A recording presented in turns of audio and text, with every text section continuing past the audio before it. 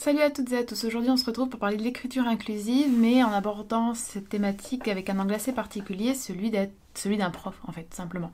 Pour celles et ceux qui ne le sauraient pas, mais je pense que si vous êtes sur cette chaîne, vous devez le savoir, je suis prof. Je suis professeur de lettres modernes et je suis également professeur de FLE, donc de français langue étrangère. Et j'ai donc enseigné en tant que prof de FLE et en tant que prof de lettres modernes en collège-lycée, dans des structures privées et aussi dans le cadre associatif. Donc, en fait, ça fait longtemps que j'ai envie de venir vous parler de ce sujet, du sujet de l'écriture inclusive en tant que prof et plus précisément même, j'ai envie de dire, en tant que prof de lettres. Parce que l'une des grandes critiques qui est, et puis aussi, je précise, bien évidemment, ça devrait être logique, mais ça ne l'est pas toujours, en tant que prof de lettres et donc en tant que grande amoureuse de la littérature, l'une des critiques qui est le plus souvent adressée à l'écriture inclusive, c'est que ça dénature la langue française, que ça vient détruire même la langue française.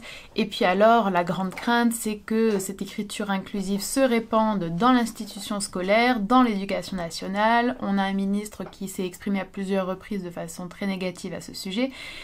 Et j'ai déjà reçu moi-même, parmi tous les commentaires super bienveillants que je reçois, j'ai aussi reçu des commentaires qui étaient de l'ordre de pauvres élèves avec une telle prof, pauvres élèves avec une prof qui utilise l'écriture inclusive, pauvres élèves avec une prof féministe, pauvres élèves, pauvres élèves, pauvres élèves. Bref, j'utilise l'écriture inclusive, mais je n'utilise pas toutes les différentes facettes, et en tout cas tous les différents outils de l'écriture inclusive. L'écriture inclusive, en fait, c'est devenu un terme presque un peu fourre-tout. On ne sait plus trop ce que ça signifie et beaucoup s'imaginent que c'est quelque chose d'absolument affreux, d'absolument odieux.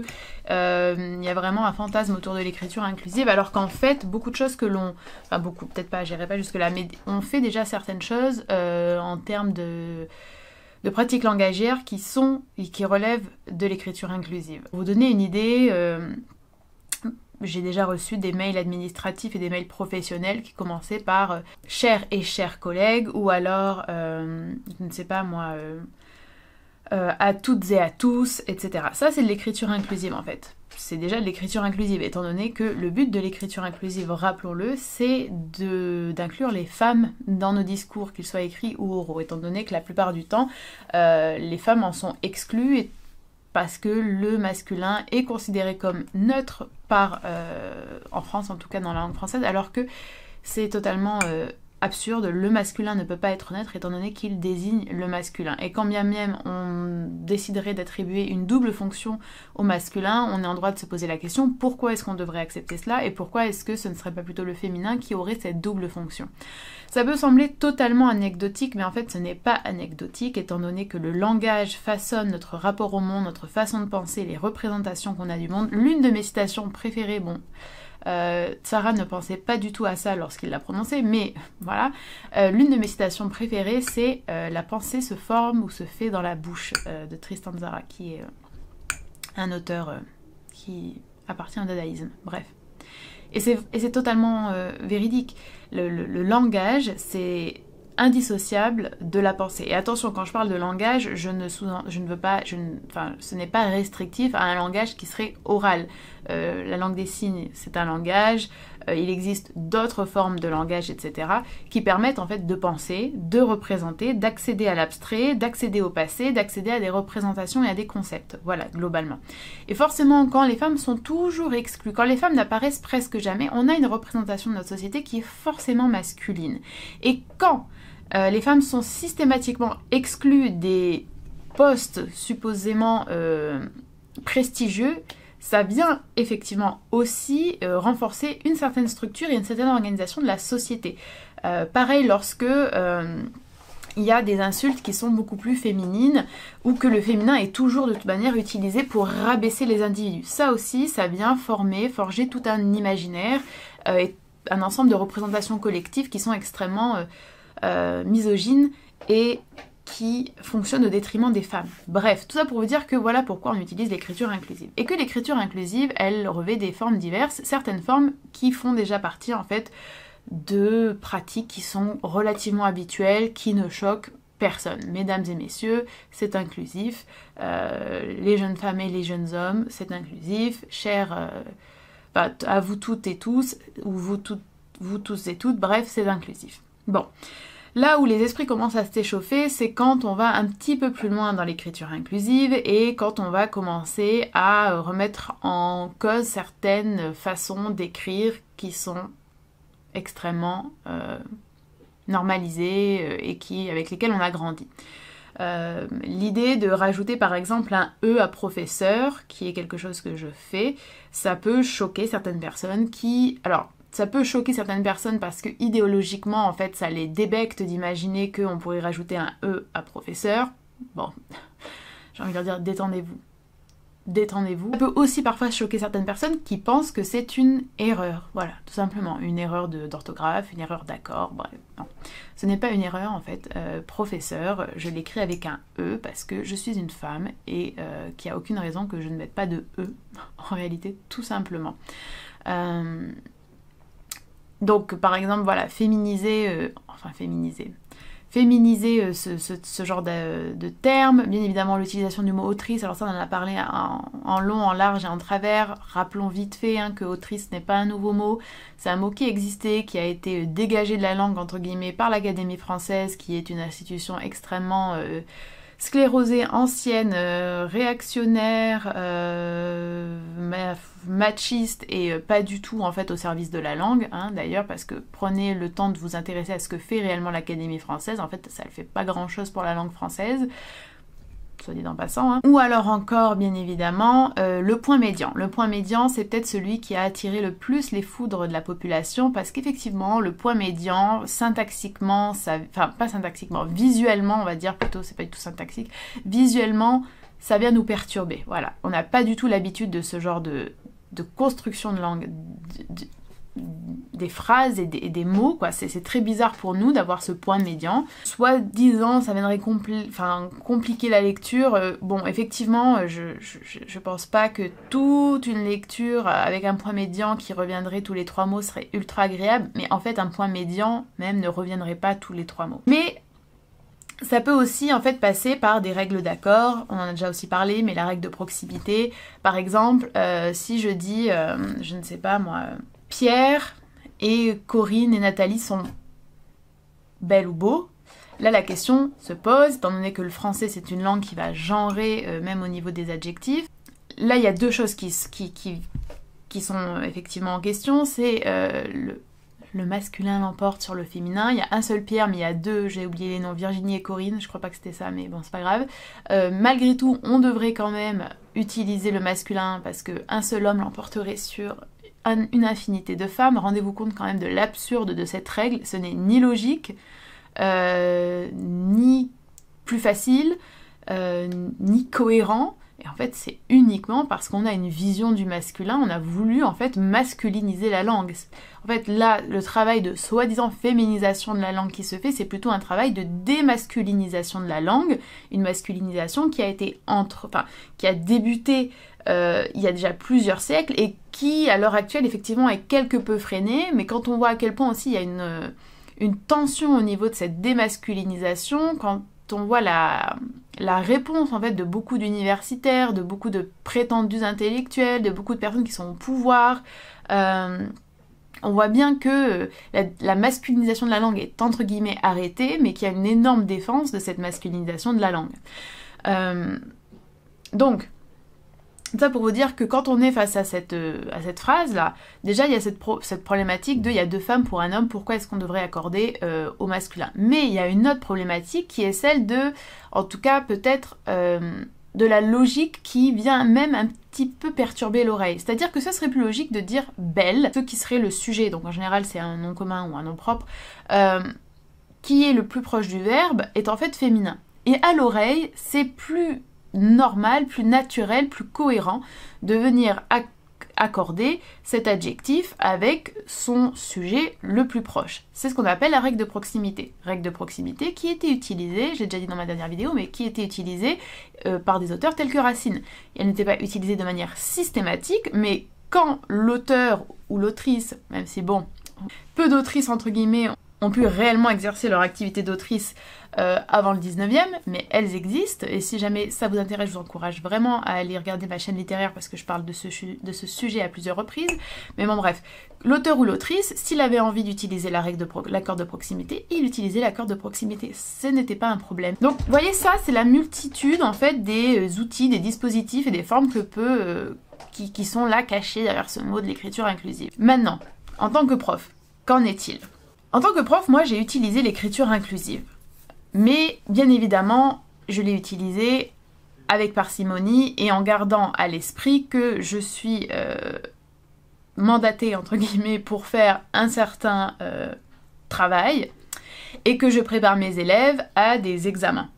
Même s'ils étaient ou elles étaient, comment dire, consentants, je ne vais pas encourager des élèves à avoir des pratiques à l'écrit qui pourraient effectivement leur porter préjudice lors d'examens. Ça n'a aucun sens. On est bien d'accord. Donc, même si j'ai par exemple utilisé à quelques reprises, notamment avec ma classe de seconde, le pronom IEL au pluriel, lorsqu'il y avait des IL et des EL, et qu'en fait je ne voulais pas écrire IL et EL parce que ça n'a vraiment... je trouve que c'est très laid, et que je ne voulais pas non plus en fait encore plier et utiliser il alors qu'il y avait autant de femmes, voire plus de femmes, j'ai déjà utilisé, moi en tout cas dans mon cours, lorsque je dictais le cours, ou lorsque je l'écrivais au tableau, j'ai déjà utilisé le pronom yel avec un S, en expliquant aux élèves et en recontextualisant bien, c'est-à-dire que je leur disais, ce pronom, ne l'utilisez pas lorsque vous serez en examen, ne l'utilisez même pas lorsque vous allez faire des devoirs sur table avec d'autres professeurs, mais moi, là, dans mon cours, je l'utilise et je vous explique pourquoi. Après, je ne suis pas passée avec une trique en bois derrière chaque élève pour vérifier s'ils avaient écrit yel, mais au moins, ça les fait réfléchir, ils se posent la question. Et puis après, on peut enchaîner même sur des questions d'accord, sur des questions de genre, etc. C'est aussi une manière de se réapproprier la langue, de réfléchir à la langue et d'avoir un regard différent sur les langues, enfin sur notre langue en tout cas. Ça, c'est un exemple, c'est peut-être, entre guillemets, l'exemple le plus choquant, je pense, pour certaines personnes. Ensuite, j'ai également pris l'habitude, toujours, d'utiliser le mot autrice. Alors ça, en fait, c'est tout à fait logique, vu que c'est le mot qui existe. C'est comme si d'un coup, au lieu de dire directrice, je voulais dire directeur ou directeur. Ça n'a pas de sens. Le mot directrice existe, nous l'utilisons. Directrice, actrice, factrice, autrice. Point barre, en fait. Il n'y a même pas de question à se poser. Et en réalité, c'est une fois qu'on a compris, qu'on a bien réalisé la logique de la chose, la normalité de la chose et que ce mot existe, c'est même très choquant de voir d'autres profs ne pas l'utiliser. Voilà. J'ai aussi utilisé le point médian. Encore une fois, je n'ai pas forcé mes élèves à le faire, mais pour mes cours, ça n'entrave en rien la compréhension. Au contraire, ça élargit la compréhension. C'est une représentation lexicale beaucoup plus précise de la réalité, étant donné que le point médian permet en effet de montrer qu'il y avait des hommes et des femmes concernés. Et l'une des autres façons que j'avais d'utiliser une écriture inclusive, c'est que je n'allais jamais... Vous savez, quand on est prof de français, on va souvent avoir des phrases du genre « Le lecteur comprend donc que l'auteur s'adresse au lecteur, c'est un pacte qui se crée avec le lecteur. » Mais en fait, dans mes classes, il y avait plus de filles que de garçons. Dans les facs de lettres, il y a plus de filles que de garçons. Le lectorat est extrêmement féminin. Alors pourquoi devrais-je dire le lecteur? Pourquoi est-ce que le lecteur masculin serait encore ici une fois un symbole ou une représentation du neutre? Alors qu'en plus, si on devait même avoir une vue plus généralisante et plus globale, il serait beaucoup plus opportun d'utiliser le féminin, au vu des réalités numériques. Bon ben je disais toujours les lecteurs et lectrices. Les spectateurs, les spectatrices. Les auteurs, les autrices. Voilà, tout simplement. Ça, c'est quelque chose que je fais religieusement, j'ai envie de dire. Je n'oblige pas mes élèves à chaque fois à écrire lecteur, lectrice, mais je le dis. Je leur montre aussi qu'on peut écrire lecteur, / ou .ris. Je leur dis qu'ils peuvent aussi choisir d'écrire juste lectrice, après tout, pourquoi pas. Je répète encore une fois que c'est dans le cadre de mon cours. Et je n'ai jamais eu de problème avec les élèves. Pourquoi? Parce que 1, je ne les ai jamais forcés. 2, ça n'a jamais entravé la compréhension de mes énoncés ni des textes. 3, ça semble tout à fait logique et parfois même les élèves me le disaient. Effectivement, en fait, s'il y a 5 femmes et un homme, c'est vrai que c'est pas logique de lui faire l'accord au masculin. Et enfin, je pense que pour beaucoup d'élèves, filles, c'est aussi extrêmement intéressant. Ça leur permet de réfléchir, ça leur permet d'être beaucoup plus présentes dans les cours, d'être moins exclues sans avoir même le sentiment de l'exclusion. C'est tellement habituel en fait que on ne se sent même plus exclu. On est exclu de fait. On n'a même plus le temps de sentir qu'on est exclu. Et je n'ai jamais eu le moindre problème à ce sujet-là en tant que prof. Alors maintenant, pour vous montrer un exemple différent, cette année je suis prof de FLE. J'enseigne le français à des élèves allophones. Certains étant francophones, c'est leur langue seconde, ou en tout cas une langue qui est parlée dans leur pays, mais qui n'est pas leur langue maternelle. Et c'est des élèves qui ont énormément de difficultés à l'écrit, parce que ce sont des élèves qui n'ont jamais été scolarisés auparavant. Pensez-vous que je m'amuse à leur imposer, ou à leur suggérer, je n'ai jamais imposé, mais à leur suggérer une écriture inclusive, lors de la prise de notes, lors de la prise de cours, lors des exercices? Bien évidemment que non. Par contre, c'est vrai que c'est aussi un petit peu un dilemme, étant donné que je suis souvent face à des élèves qui ont des problèmes avec le genre dans la langue française. C'est hyper compliqué en fait pour beaucoup de personnes, le genre dans la langue française. Et je suis obligée de leur enseigner certaines règles pour qu'ils puissent effectivement avoir un niveau à l'écrit qui est correct et qui leur permette après d'évoluer, d'avoir une vie professionnelle, de décrocher des stages, de pouvoir faire des CAP. Donc c'est toujours un petit peu un pincement au cœur. Mais encore une fois, l'idée selon laquelle il y aurait, je ne sais pas moi, des profs absolument, ou des profs absolument fous et folles alliés qui seraient là en train de détruire la langue, de n'étudier aucun texte classique parce que ce n'est pas écrit en écriture inclusive, c'est faux. C'est un fantasme qui est, je pense, celui d'une minorité qui par contre est partagé par beaucoup pour influencer des masses concrètement. Par contre, à l'oral, je fais bien attention de toujours le faire. Ou lorsque l'on va faire des exercices de conjugaison, je n'écris jamais juste il, j'écris toujours il, elle, on. Et parfois je fais elle, il, on. Et lorsque des élèves, par exemple, les élèves me le demandaient des fois au collège, donc des élèves français cette fois-ci, lorsque les élèves me disaient « Mais madame, est-ce que je peux écrire juste il ?»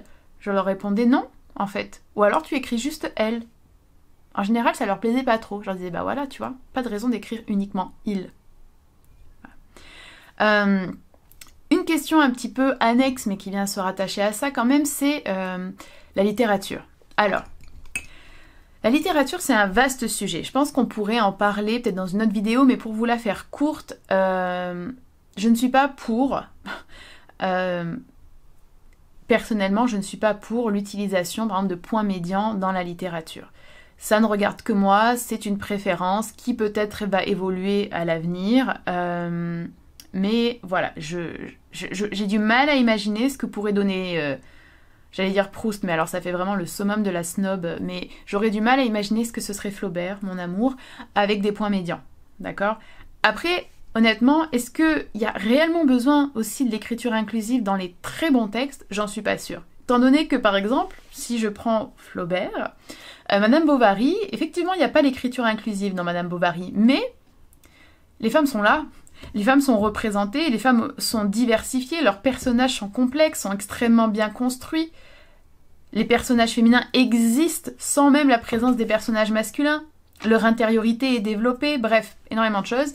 Donc voilà, il n'y a pas que le recours à ce point médian qui en fait signifierait forcément que ce serait une inclusion réussie, ou que ce serait une représentation intéressante des personnages féminins, des femmes, des réalités des femmes, de l'histoire des femmes, etc.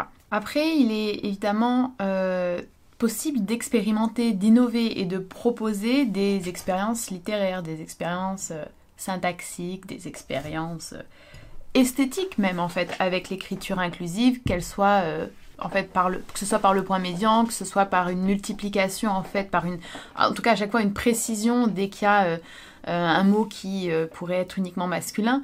La littérature, elle s'est aussi constituées avec des expériences qui n'ont pas forcément vocation à être étendues et imposées à l'ensemble des écrivains et des écrivaines. Vous pouvez totalement, je ne sais pas, imaginer qu'un livre, un poème, un recueil de textes pourrait être très intéressant en fait avec une écriture inclusive poussée un petit peu à l'extrême, ou pas forcément même à l'extrême, j'ai envie de dire.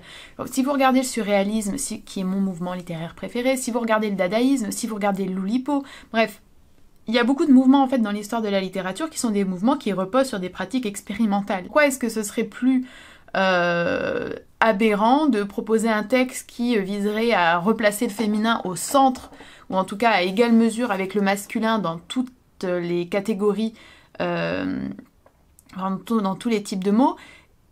Pourquoi ça, ce serait plus aberrant en fait que l'écriture sous hypnose ou que le cadavre exquis, des surréalistes, ou que d'écrire tout un texte sans utiliser une lettre? Bref, vous voyez ce que je veux dire, c'est...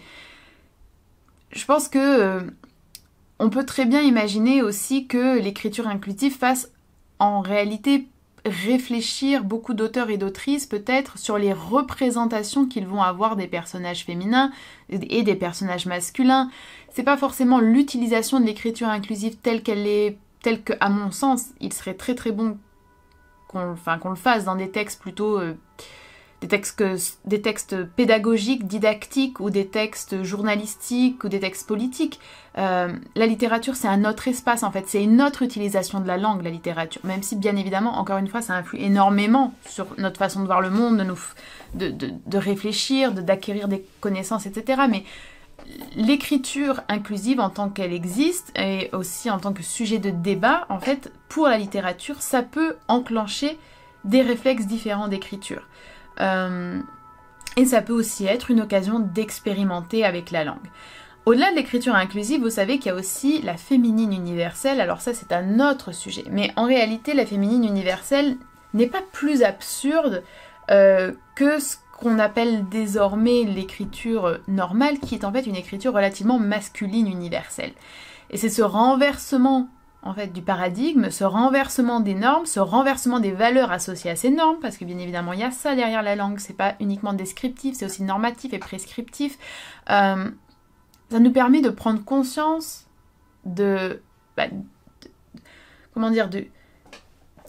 quel point ce monde est masculin, quoi. C'est là on se détache un petit peu de l'écriture inclusive, mais regardez en fait, imaginez un monde où vous substituez en fait à toutes les représentations masculines des représentations féminines, ou l'inverse. En fait, vous vous retrouveriez avec un monde où les politiques sont à 90%, voire plus, des femmes. Vous vous retrouveriez dans un monde où la plupart des grands auteurs, des grands musiciens, et pas au sens où c'est eux seuls qui ont la valeur, mais c'est eux seuls qui sont reconnus, j'ai envie de dire, seraient des femmes. Vous vous retrouveriez avec les personnes les plus riches de la planète, qui d'ailleurs ne devraient pas être aussi riches, mais voilà, qui seraient uniquement ou presque des femmes. Et vous auriez de l'autre côté par contre des pubs ultra sexuels et sexistes avec des hommes. Vous auriez un monde où la plupart des personnes qui effectuent un travail de manutention, pas de manutention mais de nettoyage par exemple, seraient des hommes. Vous auriez un monde où la plupart où toutes les personnes ou presque qui sont trafiquées et vendues dans le monde seraient des hommes, ou la plupart des personnes qui n'auraient pas le droit d'aller à l'école seraient des hommes. Enfin, vous voyez, c'est imaginer en fait si on inversait. Et là, vous prenez conscience, je trouve, de la masculinisation du monde. Alors l'écriture inclusive, franchement, est-ce que c'est vraiment quelque chose d'horrible? Est-ce que ça va détruire notre langue? Non, bien évidemment que non. Est-ce que c'est un crime? Non, en fait, c'est plutôt même remédier à quelque chose qui en soi n'est pas criminel bien évidemment, mais est presque un petit peu criminel. Parce que quand on va avoir un texte historique, si vous voulez, qui va retracer, je ne sais pas moi, l'évolution du prolétariat, n'est-ce pas? Et qu'on va avoir, alors les prolétaires c'est bien parce que c'est épicène, ça finit en haut, il n'y a pas de problème, mais qu'on va avoir les travailleurs. Alors heureusement souvent on entend travailleurs et travailleuses, mais c'est pas le cas pour tout le monde et en tout temps. C'est horrible. Les prisonniers. Et les prisonnières alors, c'est un petit peu tuer une deuxième fois, oublier une deuxième fois, assassiner je trouve une deuxième fois, ensevelir une deuxième fois l'existence de femmes qui déjà avaient du mal, entre guillemets, à exister dans des sociétés qui ne les laissaient pas être.